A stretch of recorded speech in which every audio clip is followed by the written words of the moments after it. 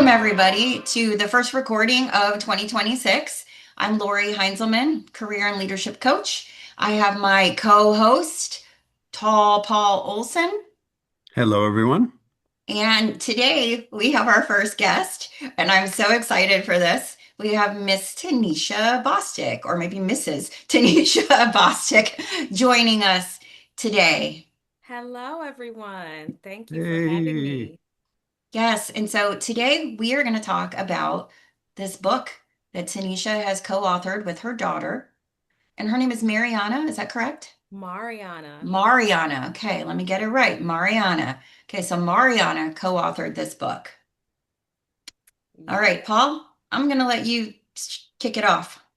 Okay, I think the logical thing to start off with is introduce yourself for us, please, Tanisha, and tell us a little bit about Mariana too. Sure.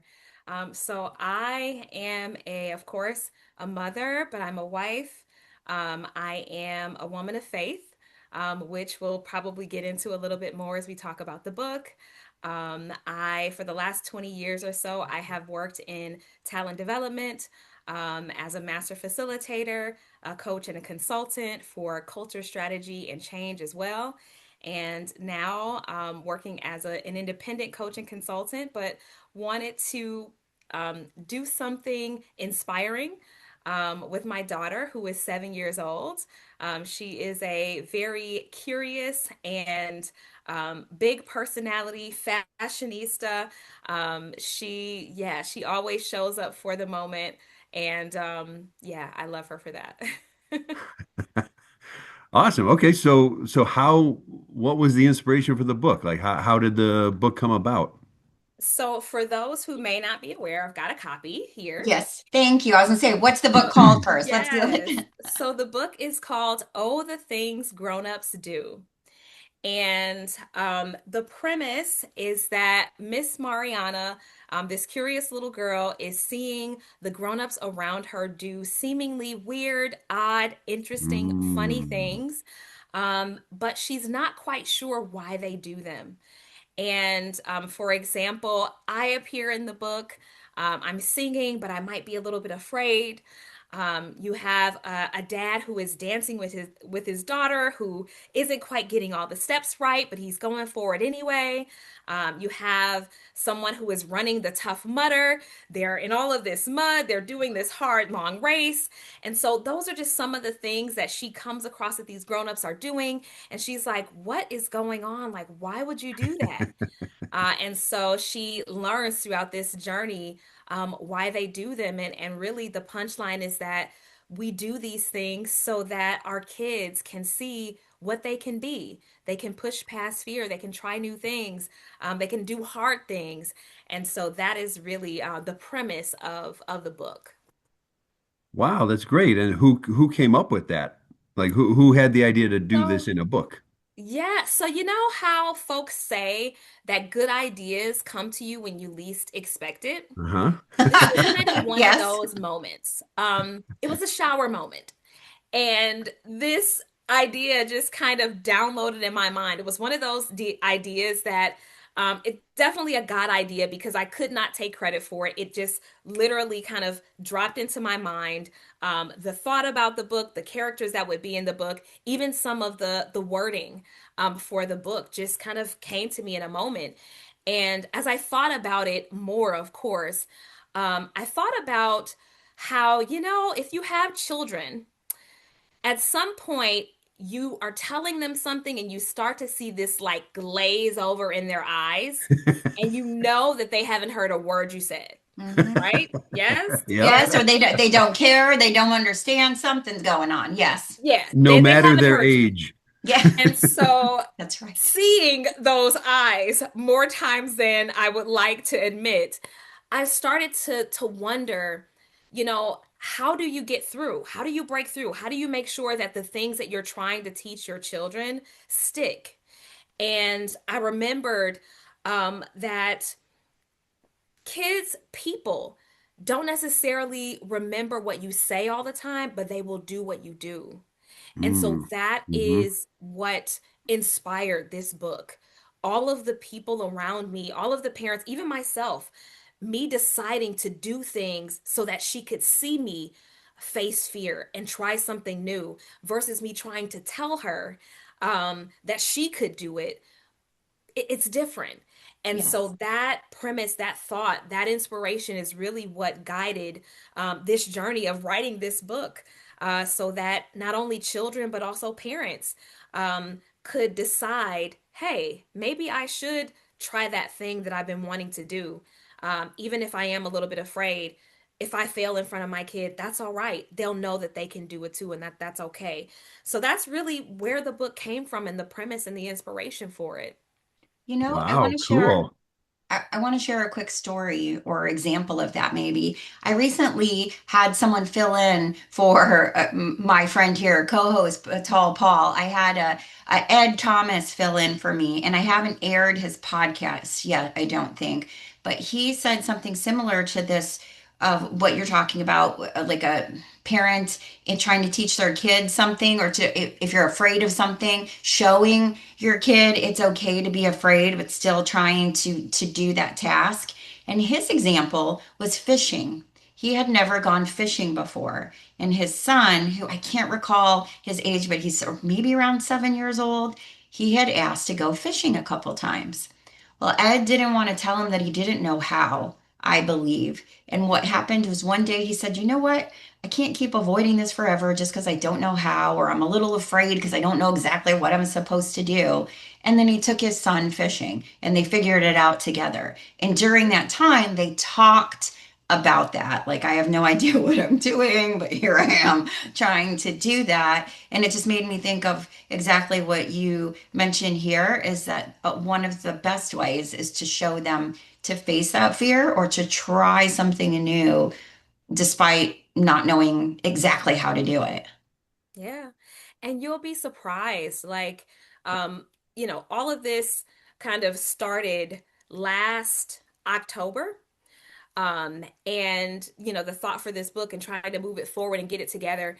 And this past summer, my daughter, we enrolled her in theater camp, and she ended up getting the starring role, one of the starring roles for The Wizard of Oz. She was Dorothy in Oz, had her Wow, first nice. solo and everything. And it's interesting because when she was feeling a little bit nervous about trying out or getting ready for to go on stage, um, I had gone on my own little journey, maybe a year prior, where I have a singing background, and but I hadn't sang with a group or anything like that in a long while. And I was like, you know what, my daughter loves to sing, we do car karaoke on the way to school every day, and so I know that she's got this gift. Let me go and sign up for my church choir, my church worship team. And so I did that. And so hindsight, come fast forward to when she's afraid to kind of do this thing, and now I can tell her and I can say, hey, do you remember when mommy did that? Do you remember how, she might have messed up a little bit here, but she kept going. And it was like something clicked. And she was like, you're right. It wasn't like me just telling her, you can do this. She had a visual to put with it. She had an experience that we had shared together to say, you're right. I remember you being afraid, or I remember you messed up and you were like, oh my gosh, but you still, you went forward anyway. And so it's just cool to see those moments like come full circle. When you think, especially as a parent, I don't know if they're going to get this. Like, I don't know. you know, But they do, they do. Tanisha. They do. My 29-year-old and the 20, almost 22-year-old, it's crazy to see what they pick up on. And not just now at this age, right? And the things that they're connecting. It's stuff that we did when they were younger too, Yeah. right? And it's because this happened, or you did this, or I saw you overcome this, that I know I can do that too. Well, And what's great about kids is if you're not telling them about failure or you're not calling them a failure, they don't even really know what that is.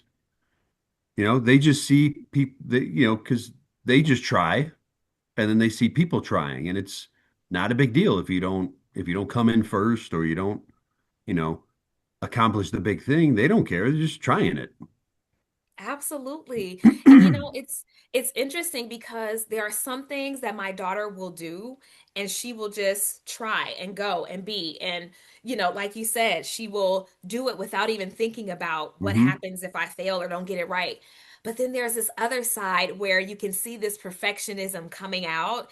And she's like, oh my gosh, I'm not getting this in the first try. Or what if I get it wrong? Or, you can see this anxiety rising. And I don't know if that is just, nature or nurture or what, because this book certainly challenged all of my perfectionistic ways, for sure. This process challenged it. But yeah, they have those moments, right? Okay, so I have two questions. The first one is, were you the one who did the Tough Mudder? No. Okay. Great question. And no, that is not my lane. It was Okay. actually my brother-in-law. My brother-in-law does Oh, them. cool. Yeah. Okay. My husband Uh, did the Tough Mudder. And I asked him the same question Mariana asked. Why did you do this? Why did you get messy and get in the mud and carry logs and, five people on your back or whatever you did? It's brutal. It's brutal. And I have so much respect for those folks who do it. It's no joke. It's no easy feat at all. So much okay. respect. So neither is publishing a book. So tell You're us right. about that process. Like, have you been a writer? Um, and then how did you end up getting the book published? So, a writer, hmm. Not exactly. I think in all of our careers we write, in all of our schooling we write. So yes, but writing a book, no. This is my first. This is our first, and hopefully first of many. We would love it to be a little bit of a series. We've already got title two, kind of waiting in the wings over here. I just need to get my co-author inspired to pin some things down, and you know how that can be with a 7-year-old. Um, but yeah, this was our first one, and I self-published. So I did all the things, researched. I do have a very good friend. She is an author 26 times over, an excellent author coach. And ironically, at the time, though, I was like, listen, girl, I cannot afford your price at this moment. So let me take you to breakfast. Let me just ask you a couple quick questions to see how I can start this journey. And then I went from there, just to respect, what she does, of course. And she gave me some very good advice. She gave me a referral to a digital illustrator. But I just had this idea, and I was in this place in my life, in my career, where many things were changing and I just needed to take a step forward. Things at that time felt like 1,000 pounds, weighing on your back, weighing on your fingers to type and send the email, starting a new business. There was so much happening, and I just said, hey, if I can put one foot in front of the other and keep going, then maybe we can achieve something here. Mm. And so I have a brother-in-law, a different brother-in-law. Well, yes, a different brother-in-law who is an artist. He has been an art teacher in his career, an art professor, and I knew that I wanted him to do the original artwork. And so I just started out by saying, hey, can you draw me an animated version of Mari, which is what we call her for short? And he was like, yes, I can do that. And so that's kind of where we started. He drew me a couple versions. I brought Mari in and I said, hey, which one looks like Mari? And she was like, I think this one. And I was like, okay, I think we're going to have a book. So, yeah, that was kind of the start of this process. And it took maybe a couple months of working with my brother-in-law to commission the original artwork. Um, the words and the storyline, all of that piece came really easy. It's a really simple, rhymey book, Hmm. perfect for 4 to 8 year olds and their parents to read along with them. But early readers, perfect for them. So that part came easiest, and then took a couple months to get the artwork done. The most challenging part, though, was he did all of the original artwork by hand. And so then I learned I needed the Mhm. digital illustrator. Yeah. And the referral that I got, I never talked to this person over the phone, over Zoom. It was all by email. Okay. And so if you can imagine the back and forth, the feedback, the conversations, the communication, those communication skills, those giving feedback skills, everything that I've taught and coached on as a coach and a consultant, all came flooding back so that I could get through this book. I may have lost a hair or two during the process, but we got there. We made it. I cannot Can imagine going through that process just over email. Like that would just be crazy to me. But Yeah, you did it. you But you you it did did. it. can It you did. can manage remote teams now. Absolutely, right? Yes. Um, And I Can you can show help us you with some? that. I'm good at doing managing remote teams. Remote teams are easy peasy compared to this. At Yes, least I can see you, and if I need to call you, I can. exactly. But yeah, that was quite interesting. But and yeah, that perfectionism I talked about during that process, there was definitely times where I was like, okay, this you're gonna have to let go. Like just let it go. It's gonna be fine. Keep going. Just keep, moving forward. Good Progress and over done perfection. is better than perfect. So Mhm. yeah. Well, can you show us some of the pictures? Yeah, for sure. Got to give your brother-in-law some love, you know? Absolutely. So my Yes. brother-in-law is the illustrator, Shazio Merriweather, and these are some of the pictures in the book. And that is This Mari. is Mariana. Yes, Mariana. Okay. this is Mariana. Okay. She looks very inquisitive and intelligent and older than 7 in this book. She does. This I have to mention, or she would be like, Mommy, what is going on? So, this is her most favorite best friend in the world. This is Tino, a stuffy that I bought her on Valentine's Day before she turned 1, and she does not go anywhere without this guy. Oh, that is so Aw, So, he cute. had to make a cameo in the book. That is so nice. cute. And we can This see is these supposed to be pictures me. perfect. That's you? It's supposed to be me, Okay. Where's Tanisha's hot pink?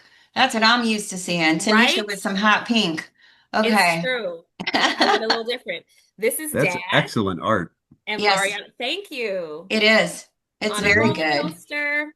Yeah. That's how Dad kind of presses the boundaries. We're Disney folks, so we do a lot of Disney roller coasters and things like that. And so Dad likes to help her to try new things, even though we all might be like clinching a little bit, but we have a great time together. So can I ask Tanisha, like as you're sharing that, and we're seeing this great artwork, and again, you shared it's 4 to 8 years old, right? Somewhere in there to enjoy this book along with their parents. Two questions come to mind for me. One is, how did Mariana contribute with the writing, like with the overall book? Yeah. So, of course, she was the creative director. I had to kind of get all of the visuals checked in with her because many of the folks, all of these folks in this book are people that we know. And so, just checking in with her, does this look right? Is this right? And then talking through um, kind of the storyline of, does this make sense? And thinking through the right words, the rhymes, and, does this flow well? You know how when you read something to a child, if they pick up on it, they get it right away, or they're kind of like, Mom, I don't really get it. So it was that kind of relationship and flow, creative flow of me saying, okay, this is, kind of what I think I want to say here, or, how I think I can describe this picture. How would you say this? Or, does this come across well? Do you understand this? Do you get what I'm saying? And so it was really a special time to kind of walk this out with her, because she was kind of experiencing this at the same time as we are kind of developing it as well. like, mommy, why do we do these things? And she's asked these questions over time, but now to kind of bring it into, one form and then get to the part where we're saying, okay, now you're asking this question, like, what does this all mean? And talking about that with her, like, what does it mean? Why did mommy do this? Or why does this person do this? So it just brought on more questions. But yes, creative director, kind of helping with some of the language and making sure that it resonates with her age group is Hmm. where she really kind of contributed. Okay. And that was another question I was going to ask. How did you narrow in on that 4 to 8 year old range? And how did you write for it? But I think you answered that second part with just making sure Mariana understands and getting feedback from her. But how did you narrow in on that or zero in on that 4 to 8 year old range? That age range actually came later. I just started with the simplicity of the rhyme. The inspiration, of course, of Dr. Seuss comes to mind. If you've ever read "Oh, the Places You'll Go," it was actually a book that we, used for my baby shower for her because we knew that we were travel bugs and she would be with us, and we just couldn't wait to see the things that she would do. And so that like sing-songy rhyme was in my mind. But then after it was done, kind of talking with her about it and then looking at the language of it, knowing that some of the words, might be a little bit simple for a middle schooler, but a little bit more challenging for an early reader. That's what really helped us to kind of narrow in on that age range. Got But it. was there a moment, so kind of tying this into leadership stuff now, was Sure. there a moment where the two of you disagreed and you had to do some conflict management? Um, I was going to ask that question, Paul. You beat me. Gotcha. it's a great question. And I want to say unequivocally yes. um, only because now I don't remember any specific instance, honestly. But she is a very powerful personality. She knows what she likes, Hmm. what she doesn't like, and is we've really nurtured her having a voice to be able to share that with us. And so she's our only as well. And so I'm sure that we had some disagreements, as we often do. We have our opinions and we kind of do this a little bit, but we talk it out and go from there. But yeah, I'm sure there were at some point. Okay, so now where can people find the book? So the book can be found on my website. I can definitely share the link with you guys, a QR code, so that you can share it with your listeners and as well. But BosticConsultingGroup.com is where I have it for now. It's the current home, so that we can see where this goes. Again, this is our first book, and so I'm just taking a step forward. I am um, trying to really take something that at first may have seemed small and odd because it's out of my natural lane, and really just see what it can be. So they can definitely find it there at www.bosticconsultinggroup.com. It's under the More tab, and it'll come right up and tell you about the story, and folks can purchase it. Signed copies by Mariana and myself. Along with a few special goodies that we're packaging in with it right now as well. We've included and I don't know if you can see this, but we've included a coloring sheet that allows children to really kind of dream and add in and color in their own funny or odd moments that their parents might do or things that they're wondering about. And then Mariana, in her kindness, she's such an empathetic, sweet, caring girl. I wonder where She she gets that created, from. I wonder. Yeah. I can't take all the credit though, but she created an affirmation card for children. She wrote down all of these affirmations on her own, and I just transferred them to the computer. And she wrote out her little signature. But when I asked her, Baby, what do you want people to know, or what do you want them to feel when they read our book? She said, I want them to feel happy, loved, and appreciated. And so we hope that with this affirmation card, reading the book together with your family, that you'll feel that, parents and kids alike. How Wow. awesome. That's awesome. Okay. That's crazy. We're gonna end there. That is an amazing way to end. Tanisha, you and your daughter have created something powerful. Like this is Mhm. amazing, and I can't wait to share it out there. Really. So I can't wait. Yeah. So thank you. Really, thank you for taking your time to Thank share you. with us and for answering our questions and just being a part of this is exciting, being a part of our show, being a part of the Lori and Saul Paul show.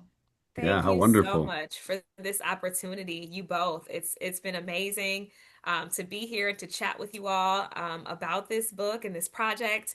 I'm just really humbled. I'm grateful for this opportunity and just so excited to see where this goes. Yes, so everyone, please like, share, go out there, look for Tanisha and Mariana's book. I'm going to post that QR code as soon as we put this out there. So that's it, Right. Paul. We need like a sign off thing. You got to do some All sign right. off. Well, I think you said, make sure you like and subscribe. BosticConsultingGroup.com Yes. for the book. And the title of the book again is? Oh, the things grown-ups do. All right. Awesome.